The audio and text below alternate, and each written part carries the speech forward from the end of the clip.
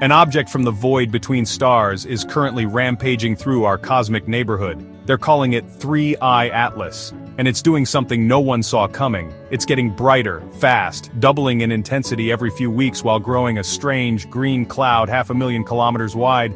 Astronomers expected a faint flicker, instead they got a six-fold surge in brightness that has scrambled all predictions. What is fueling this thing? Is its core hyperactive? Is our sun unlocking alien ices? Let's explore this together. The numbers don't lie. So, what does the raw data tell us about this interstellar visitor? Right now, 3iAtlas is about 2 astronomical units from the sun, a distance of roughly 300 million kilometers. The team at the Atlas survey in Hawaii, led by astronomer Larry Deneau, first logged it in early July 2025. But it's closing that gap at a staggering rate. Its current velocity is nearly 60 kilometers per second, and it's still accelerating towards its late October perihelion, where it will peak near 68 kilometers per second. That's faster than NASA's Parker Solar Probe at this distance and more than twice as fast as any planet. On the brightness scale, it has hit magnitude 12. While that's 250 times fainter than the faintest star visible to the naked eye, it's a colossal leap from its predicted magnitude of 18, which is a brightness difference of over 25 times. The comet is following a hyperbolic trajectory with an eccentricity greater than 1, the mathematical proof that its path originated far beyond our sun's gravity. These are the hard metrics: distance, speed, brightness, and they're all telling us that 3iAtlas is not just another rock passing through. It's a dynamic, evolving anomaly that is rewriting the book on interstellar visitors. The unexpected brightness surge. Why is everyone scrambling to get a look at this thing? Because in September, 3iAtlas went completely off script. The light curve, the chart astronomers use to track brightness, took a sudden sharp turn away from every prediction, a six-fold increase above what the models anticipated. This outburst sparked intense debate among experts like comet specialist Matthew Knight, with some speculating that the nucleus might be fragmenting. The cause seems to be its coma, the massive cloud of gas and dust boiling off its surface. That green cloud has expanded explosively, with recent measurements suggesting it now spans over 500,000 kilometers, meaning if you placed it where the moon is, it would stretch halfway to the Earth. As this coma grows, it scatters more sunlight, making the entire object appear brighter through our telescopes, even while the solid nucleus stays hidden deep inside. The Atlas team is logging every update and feeding the data to the Minor Planet Center, the official clearinghouse for these observations. This isn't just a comet getting a little brighter. It's a display of activity that is rewriting our expectations for interstellar objects and hinting at a very volatile composition. Racing against the sun's glare. Here's the problem. Just as this interstellar guest is putting on its most spectacular show, the curtains are closing. The window for watching 3iAtlas from Earth is shutting, and fast. Every evening the comet sinks lower into the twilight, where atmospheric turbulence severely degrades image quality. By October 21st, the angle between the comet and the sun, what astronomers call solar elongation, will shrink below a critical 30 degrees.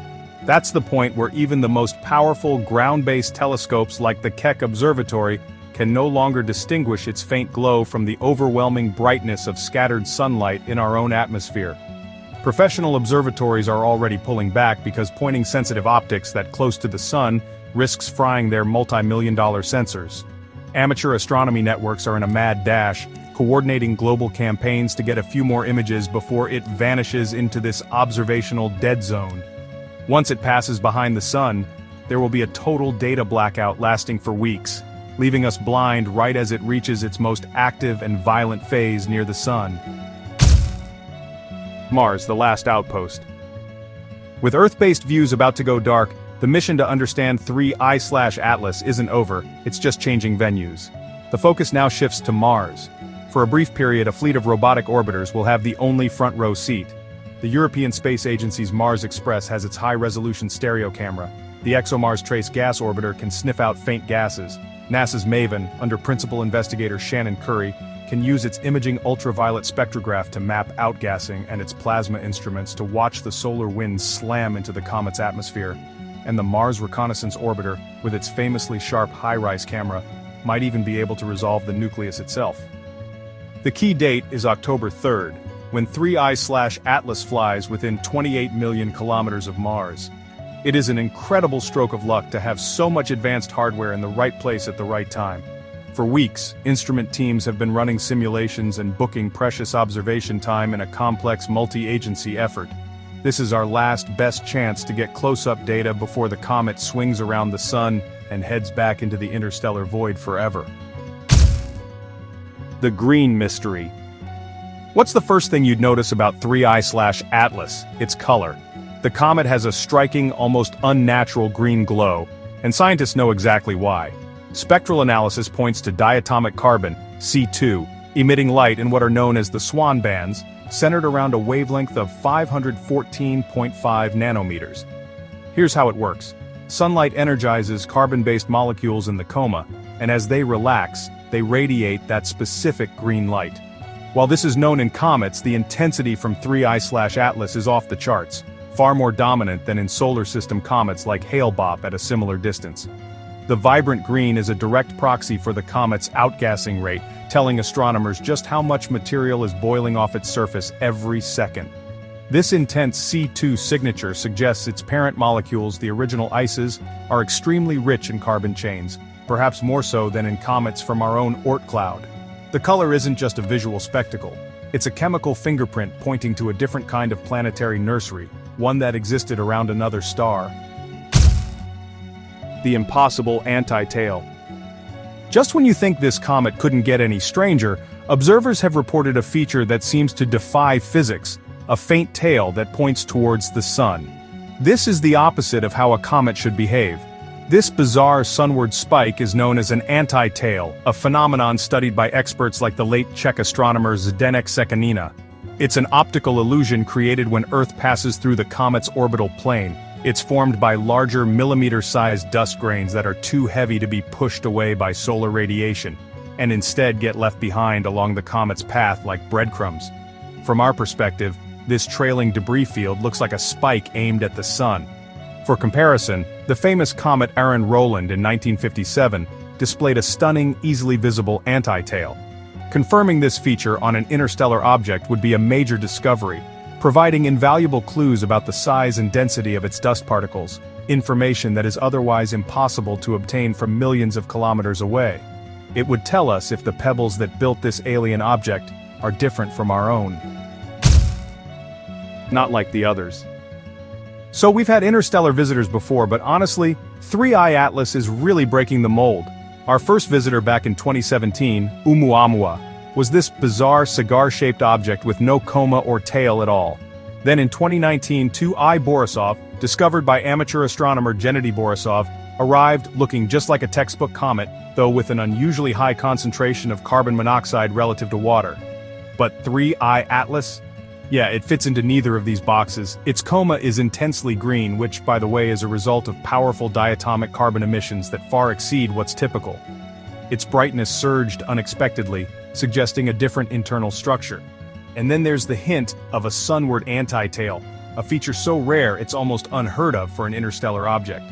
This combination of high activity, unique chemistry, and just plain bizarre dynamics makes it a kind of Rosetta Stone for comparative planetology. Each new piece of data is forcing astronomers to reconsider what it really means to be a comet.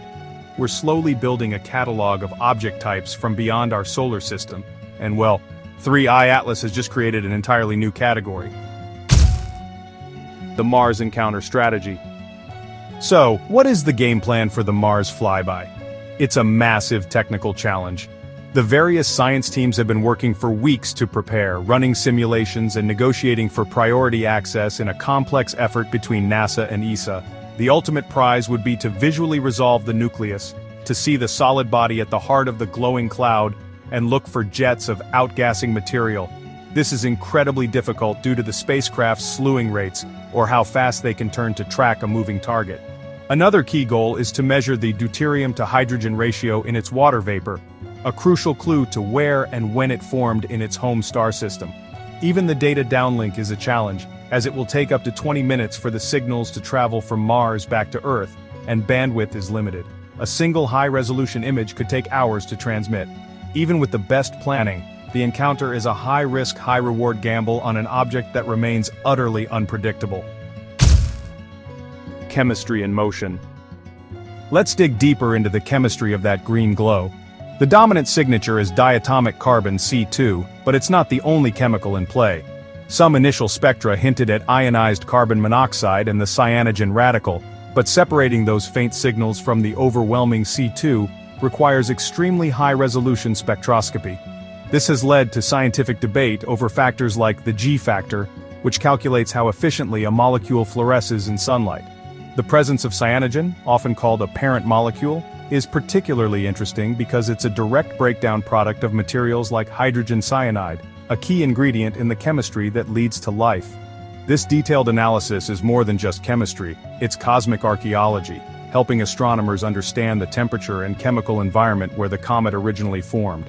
The sheer speed of 3iAtlas means solar radiation is sandblasting its surface, providing an unprecedented look at its pristine primordial layers, which have been frozen for billions of years. The fade begins. After 3iAtlas swings around the sun, its spectacular show will likely come to a quick end. As it speeds away from the sun's heat, most models predict its brightness will plummet, perhaps even faster than it rose. For anyone still hoping to track it, you'll need a telescope with at least a 20-centimeter mirror and a sensitive digital camera using long exposures.